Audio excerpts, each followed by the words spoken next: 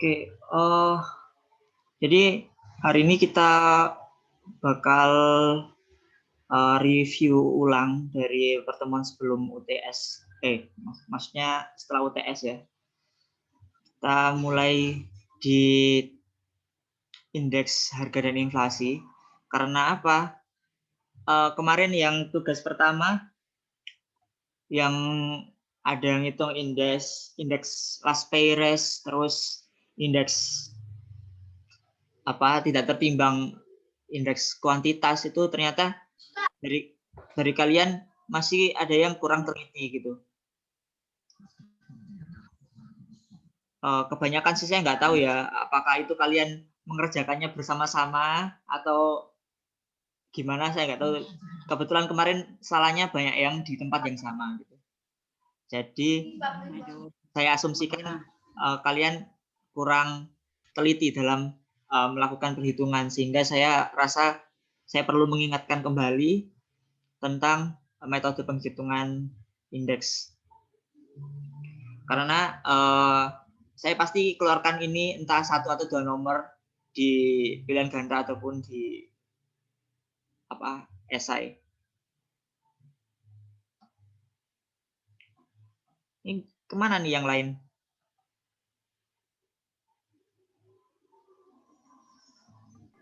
Ada sholat duha mungkin Ustaz. Ya, udah. Oke, saya mulai dulu aja ya. Oke, assalamualaikum warahmatullahi wabarakatuh. Waalaikumsalam warahmatullahi wabarakatuh. Oke, selamat pagi anak-anak. Semoga kabarnya baik semua ya, karena kebetulan banyak musimnya lagi kayak gini kan, dan banyak yang sakit juga. Kemarin kebetulan saya habis dari rumah sakit dan antriannya cukup panjang gitu. Oke, kita mulai dulu bahas di bab tentang indeks harga dan inflasi. Di sini ada yang perlu ditanyakan nggak, anak-anak? Ada yang pengen dibahas lebih dalam?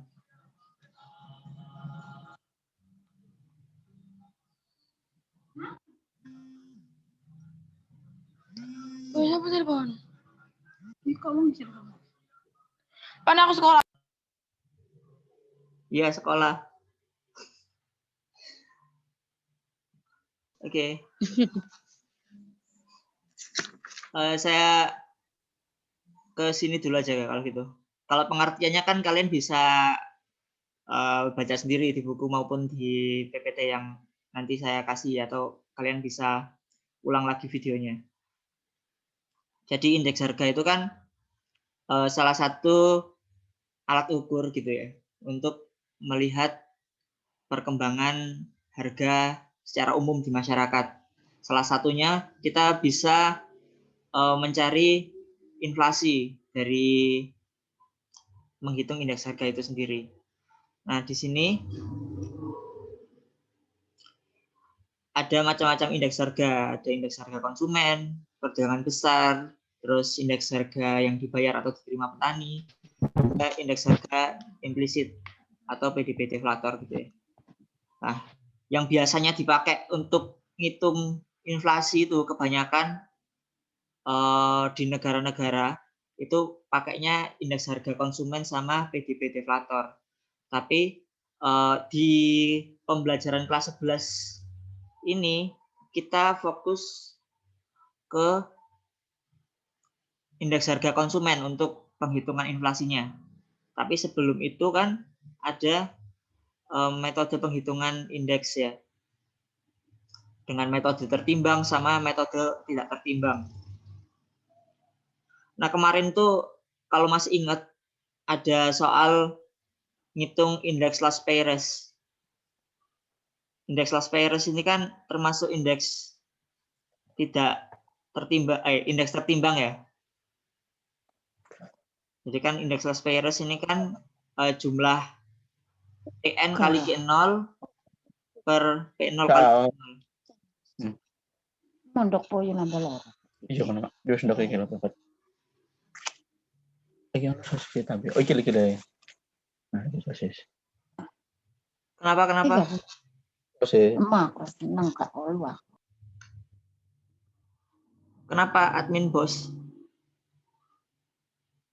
Duit dong. Enggak. Oh, tak kirain ada apa. Suara saya terdengar Sama cukup baik kan Tat. ya?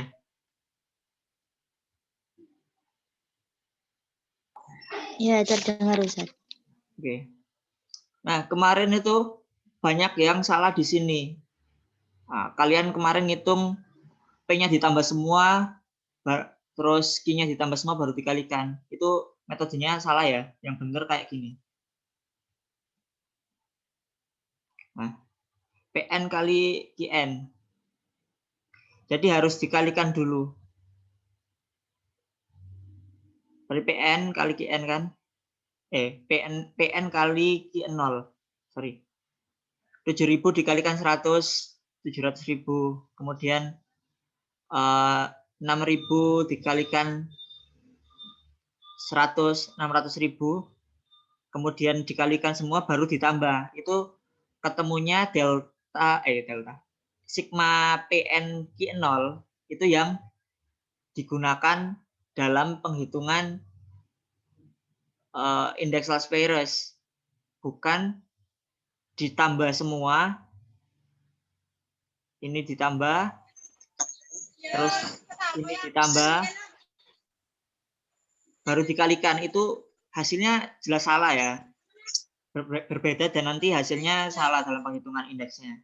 Yang benar dikalikan dulu PN kali Q0, P0 kali Q0, dikalikan masing-masing, baru dijumlah, di total semuanya. Baru ketika udah ketemu sigma PN kali Q0 per sigma PN kali P0 kali Q0, itu baru kita bisa mengetahui jumlah indeks Last Pairs-nya. Kemudian kemarin juga masih banyak yang bingung.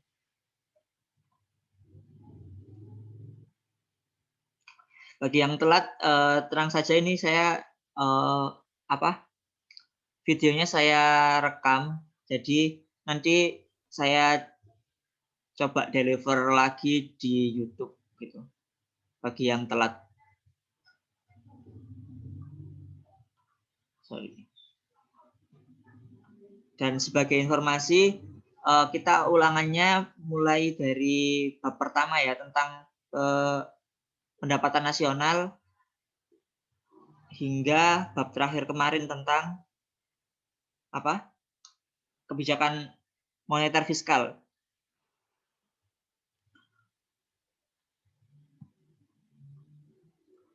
Kemarin juga saya lanjutkan ya. Kemarin juga di bab ini masih banyak yang kebingungan. Metode tidak tertimbang. Nah, berarti metode tidak tertimbang ini kan dia nggak pakai pembanding ya. Atau pembandingnya itu nggak disamain. Nah, bedanya apa? Coba kita lihat rumusnya satu persatu ini. Indeks harga. Dia cuma membagi antara jumlah harga di tahun ke N dibagi dengan jumlah harga di tahun dasar P0. Kemudian indeks kuantitas.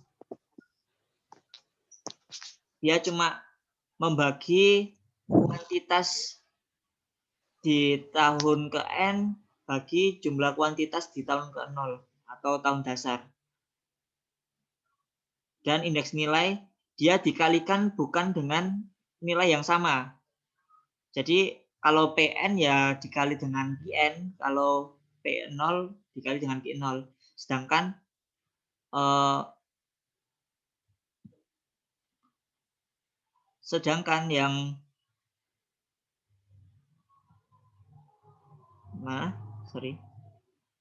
Sedangkan kalau indeks tertimbang, kita lihat secara rumus ya. Dia pengalinya sama. Kalau indeks Last Pairs dikalikan dengan Q0 atau Q tahun dasar Sedangkan indeks pace dikalikan dengan Q tahun yang dihitung, Qn. Dari sini ada yang dibingungkan nggak tentang indeks tertimbang sama indeks nggak tertimbang?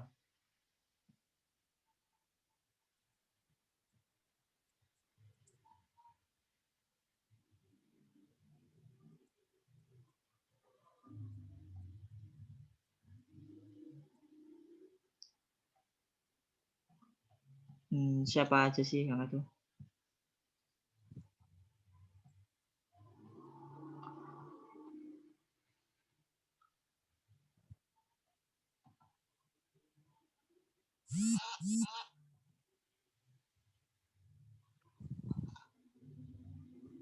Coba kita lihat di sini penghitungan indeks, tabel penghitungan indeks ini ya.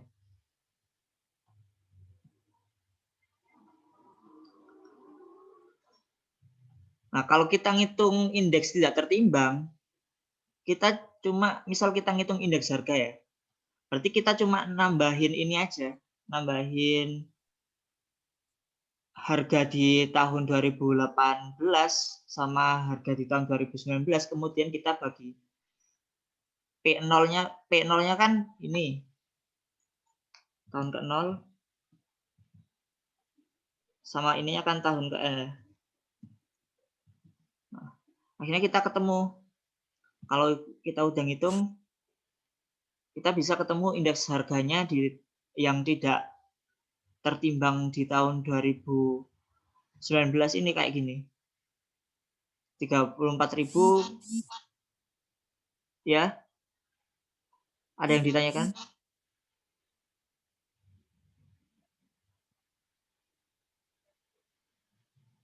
Ada yang ditanyakan, guys?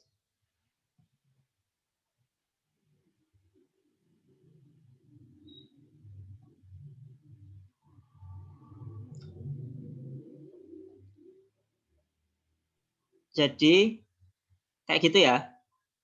Misal nanti ada pertanyaan apa bedanya indeks harga tertimbang sama tidak tertimbang. Nah, kalian bisa jawab ada pembandingnya. Pada pembandingnya, kalau indeks harga tidak tertimbang itu nggak ada pembandingnya yang sama. Kalau indeks harga tertimbang ada pembandingnya yang sama. Misal tadi kalau di indeks pas kan dia mengalihkan dengan apa tadi? Dia mengalihkan dengan Qn. Dia mengalihkan dengan Qn. Kalau di indeks last pairs dia mengalihkan dengan Q0.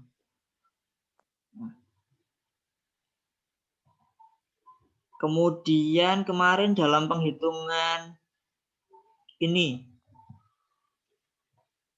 juga masih banyak yang salah sih kemarin. Ada yang masih kurang paham atau saya nggak tahu ya. Coba Bmax. Bmax siapa?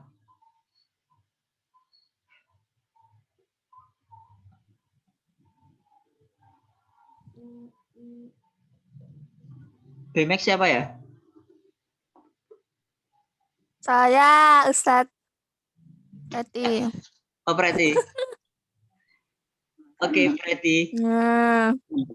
Kemarin Astaga.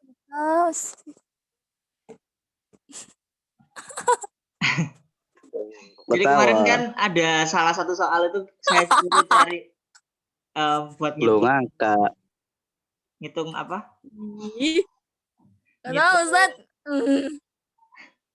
Belum ditanya. Indeks harga konsumen. Lupa. Step pertama ngitung indeks harga konsumen apa, Fred? Astagfirullah. Gak tahu Ustadz. Ketawanya loh. Nggak. Ini loh dibaca di sininya loh. Step pertama. Oh ini gak kelihatan. Mana kelihatan? Bahasa Inggris.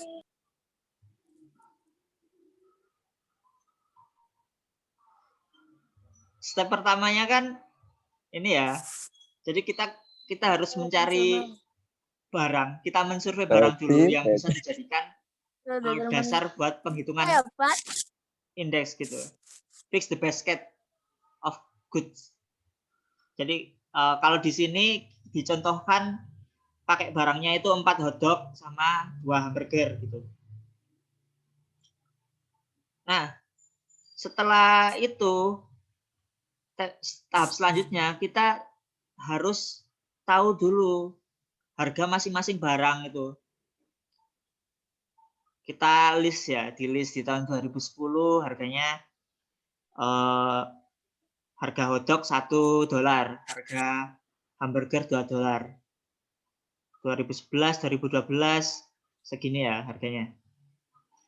Nah, habis gitu kita udah tahu basketnya isi apa, kemudian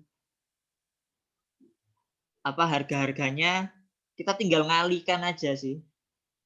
Tinggal ngalikan biar kita tahu biaya untuk memperoleh barang tersebut di masing-masing tahun. Itu ya. Berarti kan 4 hotdog dikalikan 1 ditambah 2 hamburger dikalikan 2. Ketemunya 8. Ini berarti biaya untuk memperoleh isi basket 4 hotdog dan 2 hamburger di tahun 2010 itu $8. Kemudian begitupun di tahun-tahun selanjutnya. Di tahun 2011 ada $14. Di tahun 2012 ada $20 per keranjangnya, per basketnya. Baru dari situ kita bisa ngitung indeks harganya, indeks harga konsumen. Ini ya, ini indeks harga konsumen. 2010. Berarti rumusnya ngitung indeks harga kan tahun yang dicari dibagi tahun dasar ya. Jadi kita tentukan dulu tahun dasarnya. Tentukan tahun dasarnya. Di sini kita pakai tahun dasar 2010. Berarti untuk ngitung indeks harga di tahun 2010, coba bantu saya menerjemahkan angka-angka ini. Nahwa. Angka 8 ini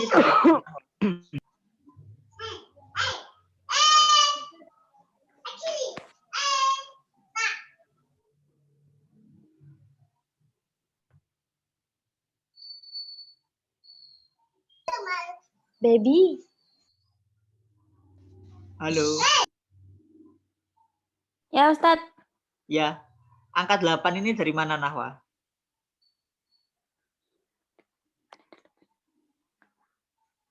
Dari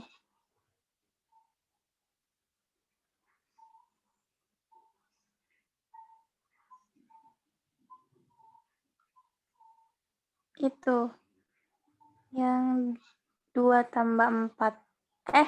Yang mana? 2 Ini. tambah 4 kan 6. Ya. Ya, dari sini ya. Kenapa kok dia ditaruh pembilangnya 8? Ya karena gitu. Apa? 8 per basket atau apa itu? Ya. 8 per basket ini kan. Jadi kan tadi sebelum tahap ini kan kita ngitung dulu biaya untuk memperoleh basketnya. Jadi di tahun 2010 itu biayanya $8. Di tahun 2011 ada $14. Sorry. Terus di tahun 2020 itu sebentar ya. Motor. Tar. Laptop saya mau Motor.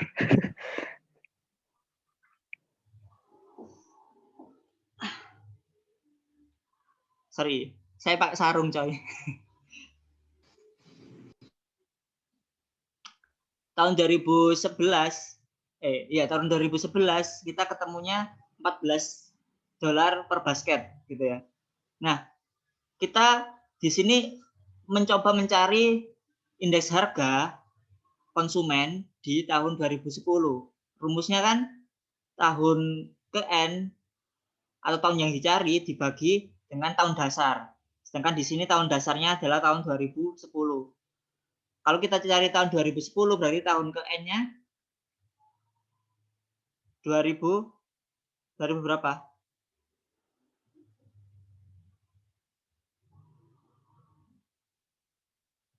2010 ya. 2010 dibagi tahun dasarnya 2010. 8/8 kan 1 kali 100. Nah, berarti 100. Jadi nanti misal ada 100. soal, saya nggak tahu sih bakal saya keluarkan apa enggak. Keluarkan lah, Ted. Misal ada soal berapa indeks harga konsumen di tahun dasar gitu. Berarti jawabannya 100% ya. Karena tahun dasar kan 1/1 tadi. 1 kali 100. Nah, kemudian di tahun selanjutnya, misal tahun 2011 ini, berarti harga biaya yang dikeluarkan di tahun 2011 sebesar $14.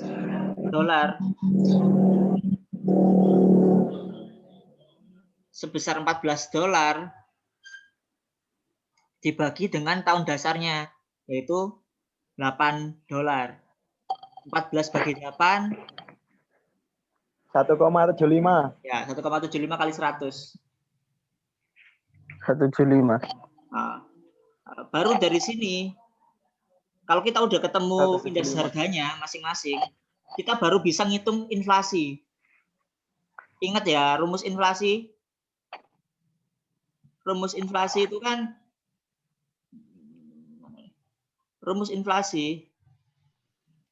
sorry, saya tak sini ya.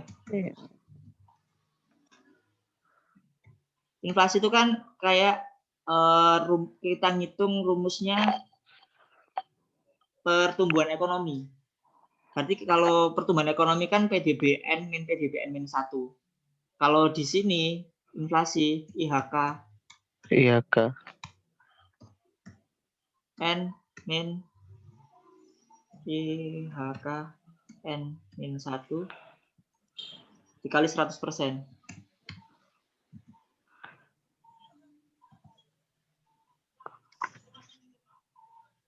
Nah, karena kita udah ketemu IHK di masing-masing tahun ini, jadi kita bisa ngitung IHK di tahun 2011 sama 2012. Sedangkan 2010 kita nggak bisa, soalnya kita nggak tahu tahun sebelumnya ya, 2009. Oke. 9. Gimana? Bat? Enggak, Ted. Oh, tak kirain tanya. Oke, dari sini ada yang ditanyakan nggak?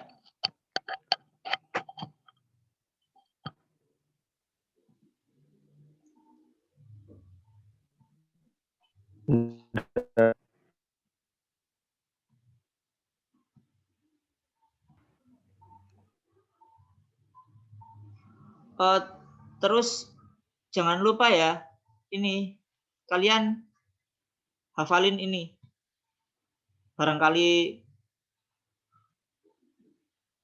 nanti dikeluarkan. Yang mana? Bentar. Dora the Explorer siapa lagi? Ya Allah, kalian tuh lucu-lucu.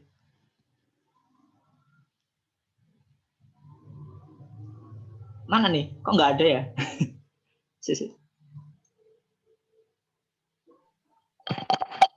Jenis-jenis inflasi. Jenis-jenis inflasi. Sama sekalian pengertiannya. Di buku kan aja kan ya? Kalian baca-baca di buku. Dikeluarkan nanti tadi. Siapa ini? Apa? Dora the Explorer. Dora mungkin, Ted. Oke. ada yang ditanyakan nggak tentang inflasi dan indeks harga? Sebelum kita beranjak ke pembahasan selanjutnya.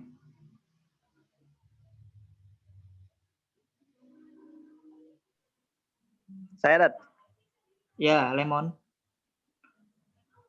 kan kemarin saya nggak ikut. Jadi saya belum tahu yang inflasi dari luar negeri. Inflasi dari luar negeri. Ya. Oke. Jadi kalau kita ngomong luar negeri itu kan hubungannya sama ekspor sama impor ya.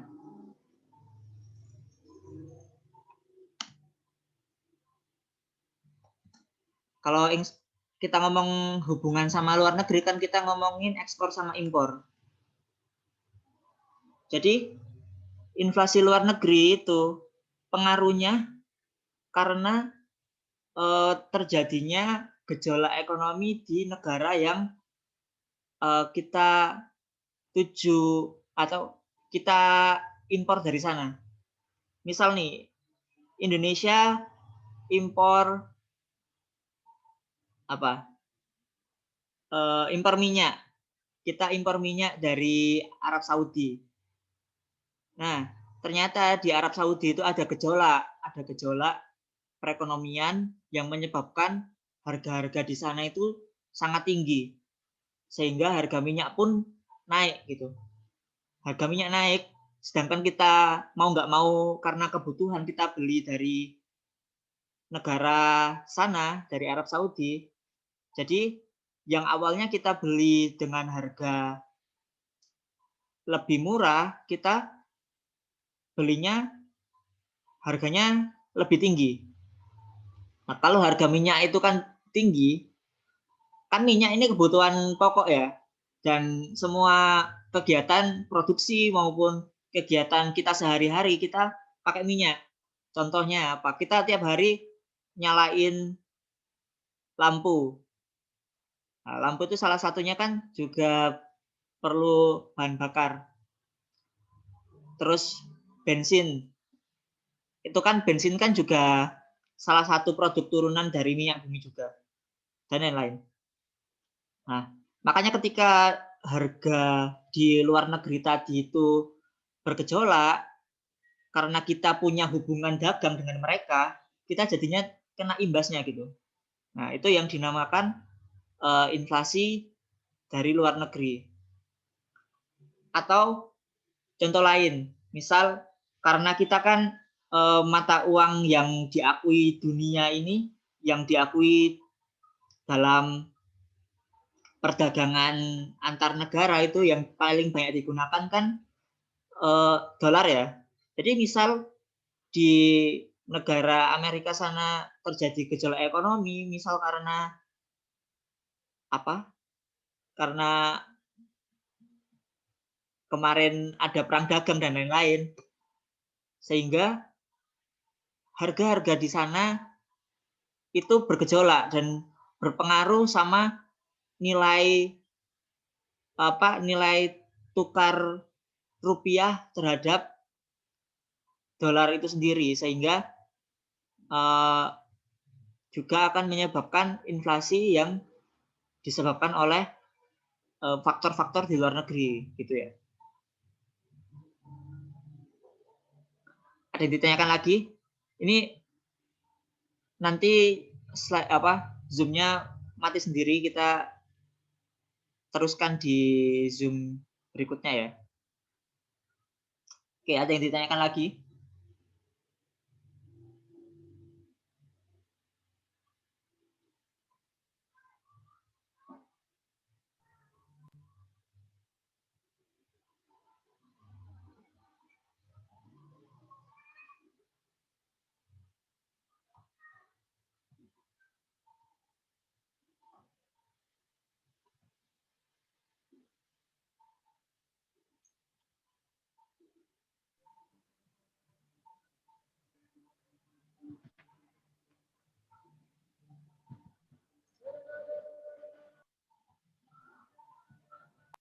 Ada yang ditanyakan anak-anak? Enggak usah. Kalau nggak ada yang ditanyakan, saya yang bertanya mungkin.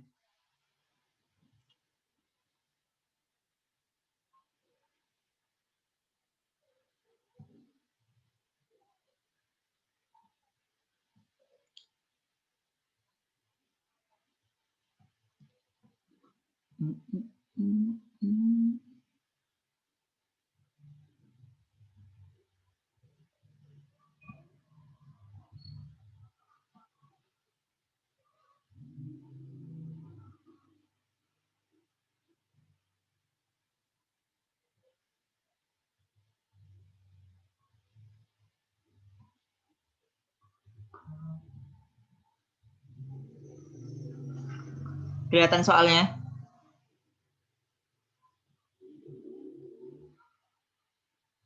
Kelihatan.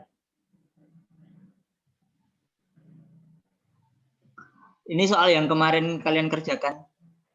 Salve ya. Soal kemarin, soal ya saya nggak inilah. Dibahas bareng, Dad. Sorry, kemarin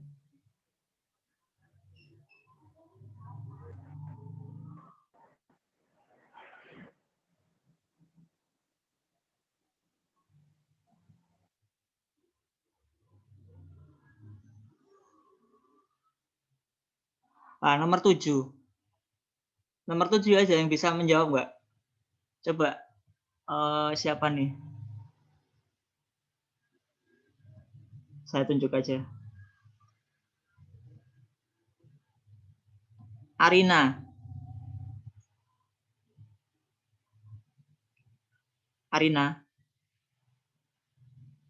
Iya, Zat. Oke. Nomor Yang mana, 7. Zat? Apa? Saya baru datang, Zat. Ini soal kemarin. Nah, Yang ini nomor 7. Coba dijawab. halaman 110, Zat. Apa? Halaman berapa, Zat?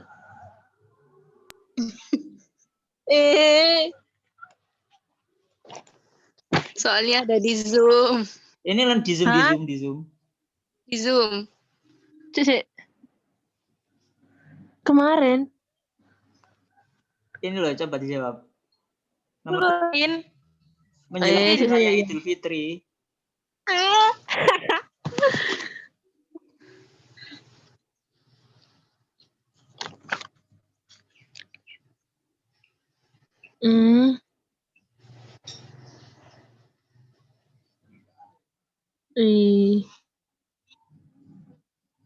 Apa ya?